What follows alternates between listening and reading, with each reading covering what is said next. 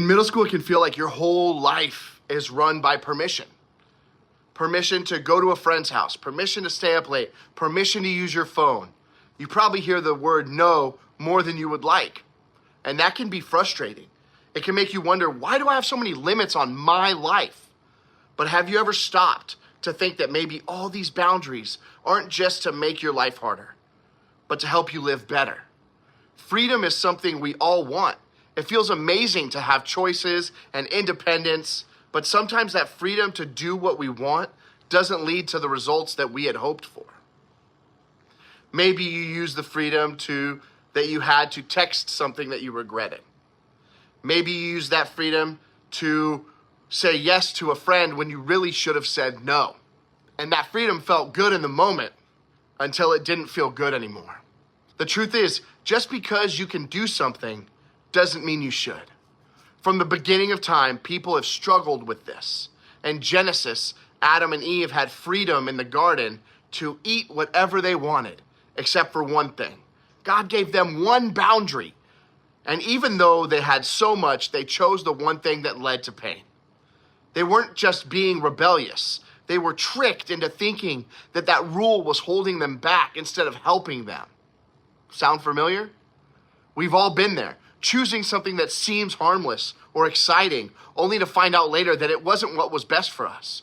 And their story reminds us that using freedom the wrong way doesn't lead to more freedom. It leads to regret, shame, consequences. And the same is true for us. When we use our freedom to make unwise choices, it can hurt our friendships, our confidence, our health, and even our relationship with God. Over time, those choices shape our lives. And that's why the Apostle Paul said, I have the right to do anything, but not everything is beneficial. I have the right to do anything, but I won't be mastered by anything. Just because something feels like freedom doesn't mean that it's good. Real freedom isn't about doing whatever you want in life.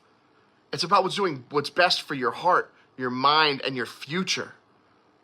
So how do we make better choices? I feel that if we ask ourselves 3 questions, we can figure that out. The first one is, what do I want to do with my freedom? The second one, why do I want to do it? And the third, what good could come from this? If you don't have the answer to all those questions, talk to somebody that you trust, a parent, a mentor, a pastor, a small group leader. Invite somebody into your life who can help you make wise choices. And if you've already made some not so great choices, know you're not alone. God isn't done with you. He still loves you. He still wants good for you. You always have a chance to start over and walk in real freedom again.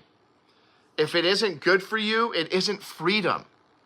So this week, what's one choice that you can make that you know is good for you? Take care, everybody.